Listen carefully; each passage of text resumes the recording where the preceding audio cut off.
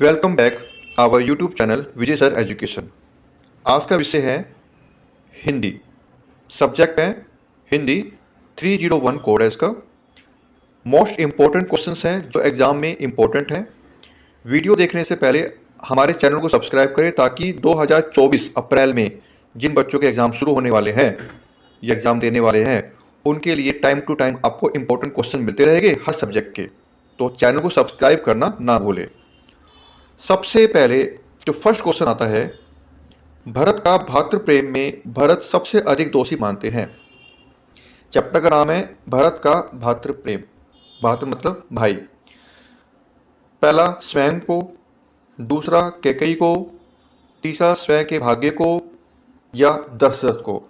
तो भरत जो है किसको दोषी मानते हैं? तो इसमें राइट आंसर जो है नोट कर लेंगे, इंपॉर्टेंट है या अपने माइंड में इसको याद कर लेंगे, वो है ग, स्वयं के भाग्य को। स्वयं के भाग्य को आंसर क्या है? स्वयं के भाग्य को। इसी प्रकार अगला क्वेश्चन है, परशुराम के उपदेश पाठ में जाति की लगन और व्यक्ति की धुन है। ध्यान से सुनेंगे, इंपॉर्टेंट क्वेश्चन है, बिल्कुल ध्यान से सुनना है आपको। एक एक दो दो बार इसको वीडियो को देखना है आपने, ताकि आंसर आपके माइंड पर टिप्स पे याद हो जाए आपको। परशुराम के उपदेश पाठ में जाति की लगन और व्यक्ति की धुन है। नंबर 1 पहला है वीरता, दूसरा है स्वतंत्रता, तीसरा है भीतरी गुण या फिर असिंघात। तो इसका जो राइट आंसर है वो है का, वीरता। तो याद रखना, परशुराम के उपदेश पाठ में लगन की व्यक्ति की जो धुन है वो है वीरता। तो इसी प्रकार से हम आगे बढ़ाएंगे questions. Number 2, question number 2, Bharat का भातृ प्रेम में भरत के नेत्रों का सौंदर्य बताने के लिए किसका उपमान प्रयुक्त किया गया है? ध्यान से सुनेंगे। भरत का भातृ प्रेम में भरत के नेत्रों का सौंदर्य बताने के लिए किसका उपमान प्रयुक्त किया गया है? कमल का, जल का, नेह का या मुक्ता का। तो जो आंसर है, राइट आंसर जो है वो है का, यानी का, कमल का। कमल आंसर क्या रहेगा? कमल। इसी प्रकार से आगे जो है क्वेश्चन नंबर 3 है आपका, भरत का भातृ प्रेम में किसके वचन चातुर्य का परिचय मिलता है? किसके वचन चातुर्य का परिचय मिलता है? पहला है भरत, दूसरा है राम, तीसरा है वशिष्ठ या कैकेयी। भरत, राम, वशिष्ठ या कैकेयी। भरत का भातृ प्रेम में किसके वचन चातुर्य का परिचय मिलता है? तो आंसर है का, यानी भरत। क्या आंसर है? भरत। इसी का जो सेकंड पार्ट है, सूरदास के पद की विशेषता नहीं है। सूरदास के पद की विशेषता नहीं है। स्वाभाविकता, ऊहात्मकता, मनोरमा या बिंबात्मकता। तो इसमें जो आंसर रहेगा आपको ख, ऊहात्मकता, ख। अगला क्वेश्चन है क्वेश्चन नंबर 4, किस विकल्प के रूपक अलंकार है? किस विकल्प के रूपक अलंकार है? ये सभी जो क्वेश्चंस है ये सारे के सारे ऑप्शनल क्वेश्चंस है, ऑब्जेक्टिव क्वेश्चंस है। इसलिए नए सिलेबस के अकॉर्डिंग ये जो क्वेश्चन पेपर जो डिजाइन किया गया है, ये नए सिलेबस के अकॉर्डिंग डिजाइन किया गया है। इंपॉर्टेंट क्वेश्चंस है सारे के सारे। 1 बाय 1 इसको अच्छे से समझेंगे, 1 से 2 बार इस वीडियो को देखें ताकि आपको हर एक क्वेश्चन समझ में आए। किस विकल्प में रूपक अलंकार है? खेलत खोनिस ने रूबू देखी, सुनी सुविचन राम रुख पाई, या फिर सुबक पुलक शरीर सभी भय थाड़े, मोर अभाग उदगी अबगाहू। तो आपका जो आंसर है, राइट आंसर जो है इसमें वो रहेगा ख, सुनी विविचन राम रुख पाई, ख। इसी प्रकार से क्वेश्चन नंबर 5 है, सूरदास के पद की किस पंक्ति में उत्प्रेक्षा अलंकार है? अलंकार की बात आती है, उत्प्रेक्षा अलंकार है। लठ लटकनी मनु मथ मधुपकन, घुट रुकी चलन रेणु तन मंडित, चारु कपोल लोल लोचन, कठुला कंठ ब्रज के ही नख। तो रूपक अलंकार, इसमें सूरदास के पद में किस में उत्प्रेक्षा अलंकार है ये आपको बताना है। तो इसका जो आंसर है वो है का, खेलत खोनिस न कभू देखी। लट लटरिकली मनु मत मधुमन गण का आंसर रहेगा, फिफ्थ का आंसर का रहेगा। इसके बाद है सिक्स्थ, छठा क्वेश्चन है, मीरा के पद की विशेषता नहीं है। मीरा के पद की विशेषता नहीं है। मुहावरों का प्रयोग, प्रेम को छिपाना, धीरता और साहस या माधुर्य भाव। सिक्स का आंसर क्या रहेगा, प्रेम को छिपाना, यानी ख ख प्रेम को छिपाना। अगला है सेवंथ, परशुराम के उपदेश पाठ की किस पंक्ति में लांछनता है। पहला है, चट्टानों की छाती से दूध निकालो, वह देश कभी स्वाधीन नहीं रहता है, स्वाधीन जगत में वही जाति रहती है, या बाहरी वस्तु नहीं भीतरी गुण है।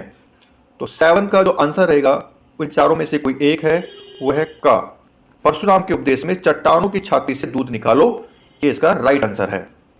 फिर इसके बाद गजल पाठ का उद्देश्य है हंगामा खड़ा करना, स्थितियों को बदलना, पर्वतों को पिघलाना, आग जला देना। तो आपका सेवन का जो सेकंड पार्ट है उसका है स्थितियों को बदलना, परिस्थितियों को बदलना, खा। क्वेश्चन नंबर 8, भेड़िए कविता की भाषागत विशेषता नहीं है। प्रतीकात्मकता, तत्सबहुलता, स्वाभिमानिता एंड सरलता। तो क्वेश्चन नंबर 8 का जो राइट आंसर है वो है ख ख तस्यम बहुलता। तस्यम बहुलता इज राइट आंसर। इसके बाद अगला क्वेश्चन है इसी में ही, गजल पाठ में आग प्रतीक है भूख का, शोषण व्यवस्था का, यातना का या परिवर्तन की चेतना का। तो आंसर है परिवर्तन की चेतना का, परिवर्तन की चेतना का यानी घ। क्वेश्चन नंबर 9 है, सुभद्रा कुमारी चौहान पाठ है संस्मरण का या सबचित्र का, रेखा चित्र का, संस्मरणात्मक रेखा चित्र का। तो इसका आंसर है घ, ध्यान से देखेंगे, घ संस्मरणात्मक रेखा चित्र का। क्वेश्चन नंबर 10 इंपॉर्टेंट है, वेरी मोस्ट इंपॉर्टेंट क्वेश्चन है, सुभद्रा कुमारी चौहान पाठ के आरंभ की बात की गई है। स्मृति की विशेषता की, सुभद्रा कुमारी चौहान की, स्वाधीनता आंदोलन की, स्कूल के दिनों की। क्वेश्चन नंबर 10 है तो आंसर है क, स्मृति की विशेषता की। याद रखना, स्मृति की विशेषता की। इसके बाद 11 है, 11वां क्वेश्चन है, सुभद्रा कुमारी चौहान की हंसी की विशेषता नहीं बताई गई। साधारण, दूसरा ऑप्शन है सरल विश्वासयुक्त, तीसरा है संस्कारात्मक और या निश्चित तृप्ति युक्त। तो 11 क्वेश्चन है, इसका आंसर आएगा क, साधारण। ठीक है, आगे चलेंगे बच्चों। सुभद्रा कुमारी चौहान की व्यक्तिगत की विशेषता है, व्यक्तित्व की विशेषता है हरिजनों के पक्ष में संघर्ष करना, गृहस्थ धर्म की पूरी तरह से त्याग देना, 12th का फर्स्ट पार्ट, या फिर परंपरा का पूरी तरह पालन करना, या मृत्यु की चर्चा का विरोध करना। तो इसमें आंसर रहेगा आपका क्वेश्चन नंबर जो 12 है उसका आंसर रहेगा ग, परंपरा की पूरी तरह से पालन करना। मैं फिर एक बार कह रहा हूं बच्चों, आपको ये जो वीडियो है 1 से 2 बार देखनी पड़ेगी ताकि आपको ये जो आंसर्स है वो बिल्कुल फिट माइंड में हो जाए, एग्जाम टाइम पर आपको आसानी से आंसर को दे पाए। अगला क्वेश्चन है, इसी का पार्ट है, 12 का पार्ट है, डायरी में सबसे पहले लिखा जाता है केवल दिन दिनांक नहीं, लेखक का नाम, दिन दिनांक और स्थान, लेखक का नाम और दिनांक। बताइए। तो आंसर है ख, लेखक का नाम। हमेशा डायरी में सबसे पहले लेखक का नाम लिखा जाता है। इसके बाद है क्वेश्चन नंबर 13, डायरी लिखते समय आप इसकी विशेषता नहीं मानेंगे। भावी विभक्ति, औपचारिकता या व्यक्तिकता या तत्कालीन प्रतिक्रिया। डायरी लिखते समय आप बताइए, इसका आंसर आएगा ख, औपचारिकता। ठीक है, डायरी लिखते समय आप इसकी विशेषता नहीं मानेंगे यानी औपचारिकता। क्वेश्चन नंबर 14, अंडमान डायरी पाठ में लेखक जब सेलुलर जेल गया तो उसके सामने किसकी वास्तविकता सामने आ गई। अंग्रेजों के सभ्य होने की, देश प्रेमी होने की, आज़ादी के सपनों की, भूख और बीमारी की। तो इसका आंसर है का, अंग्रेजों के सभ्य होने की। अगला इसी का 14 का ही क्वेश्चन नेक्स्ट है। अंडमान डायरी में लेखक के क्रांति के नारे लगाने वालों को पागल कहकर किस पर व्यंग किया है? पहला, देशभक्तों को फांसी देने वाले अंग्रेजों पर। दूसरा, उन समझदार लोगों पर जो कोई जोखिम नहीं उठाते। तीसरा, सावरकर के बारे में गलत धारणा रखने वालों पर। चौथा, सावरकर पर क्योंकि वे दूसरे कैदियों की खबर नहीं रखते थे। तो आपको बताना है राइट आंसर। तो इसमें है ख, उन समझदार लोगों पर जो कोई जोखिम नहीं उठाते थे। ठीक है, तो अगला है क्वेश्चन नंबर 15। अंडमान डायरी में काला पानी का अर्थ है। अंडमान डायरी में काला पानी का अर्थ है। पहला, वह स्थान जहां से लौटने की उम्मीद नहीं, या पोर्ट ब्लेयर में बहाए गए आंसू, मूंगिया पहाड़ी द्वीप, हरा नीला समुद्री पानी। तो 15 का है का, वह स्थान जहां से लौटने की कोई उम्मीद नहीं, उसे अंडमान डायरी में काला पानी बोला गया, जहां लौटने की कोई उम्मीद नहीं। रीढ़ की हड्डी पाठ में यथास्थिति का सर्वाधिक विरोध कौन सा पात्र करता है? प्रेमा, शंकर, उमा या फिर राम स्वरूप? तो है उमा, ग। अंडमान डायरी में लेखक ने समझदार लोगों के लिए कहा है कि वे चाय भी फूंक फूंक कर पीते हैं। आप इसकी जगह किस प्रचलित वाक्य का प्रयोग करेंगे? दूध भी फूंक फूंक कर पीते हैं, पानी भी फूंक फूंक कर पीते हैं, या छाछ भी फूंक फूंक पीते हैं, या हवा भी फूंक फूंक कर पीते हैं? 16 तो है छाछ भी फूंक फूंक कर पीते हैं, ग। कहावत है ना, छाछ भी फूंक फूंक कर पीना, तो ग आएगा आंसर इसका। इसके बाद है 17। अच्छा तो साहब फिर बिजनेस की बात हो जाए, इस कथन से क्या पता चलता है? नंबर 1, राम स्वरूप और गोपाल प्रसाद व्यापार करना चाहते थे। गोपाल प्रसाद की नज़र में विवाह भी बिजनेस है। शंकर और उमा व्यापारी है, उमा बिजनेस करना चाहती थी।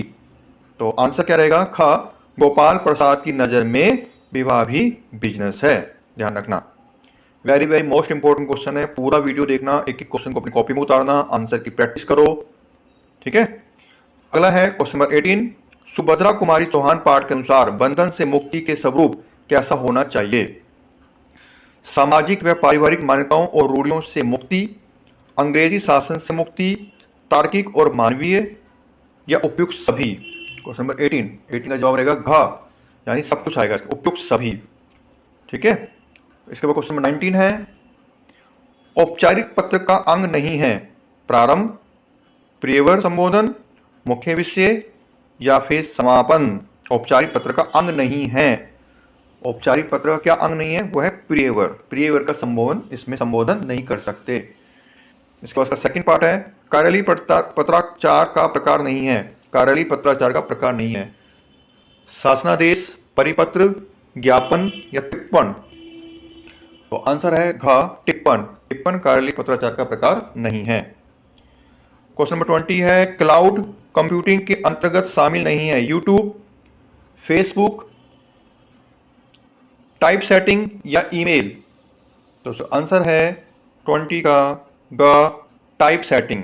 टाइप सेटिंग क्लाउड कंप्यूटिंग का पार्ट नहीं है।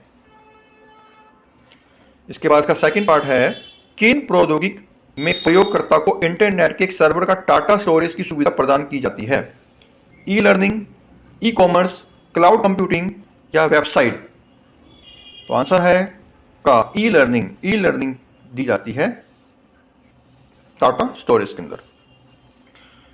इसी प्रकार से ये आपने आज जो क्वेश्चंस पढ़े हैं, ये सभी जो प्रश्न हैं वो सभी इंपॉर्टेंट्स है। ठीक है, क्वेश्चन नंबर 21, निम्नलिखित में से किन्हीं 3 प्रश्नों के उत्तर लिखने हैं। एक शब्द या एक वाक्य में आप आंसर दे सकते हो, क्योंकि 1 मार्क्स का क्वेश्चन है, 3 ही आंसर का जवाब देना है। वेरी मोस्ट इंपॉर्टेंट क्वेश्चन है। सबसे पहले है, अंडमान डायरी किसने लिखी है? तो आप ध्यान से सुनेगा क्वेश्चन को, अंडमान डायरी किसने लिखी है? अपना कॉपी पेन निकालो बच्चों और क्वेश्चन लिखो, अंडमान डायरी किसने लिखी है? आंसर लिखेंगे श्रीकांत वर्मा। श्रीकांत वर्मा ने अंडमान डायरी लिखी है। आंसर क्या रहेगा? श्रीकांत वर्मा। अगला क्वेश्चन है 21 का नेक्स्ट क्वेश्चन है, रीढ़ की हड्डी एकांकी के लेखक है? तो आंसर है, रीढ़ की हड्डी के जो लेखक है उनका नाम है जगदीश चंद्र माथुर। जगदीश चंद्र माथुर। ठीक है बच्चों। इसके बाद थर्ड है, एकांकी किस प्रकार का माध्यम है?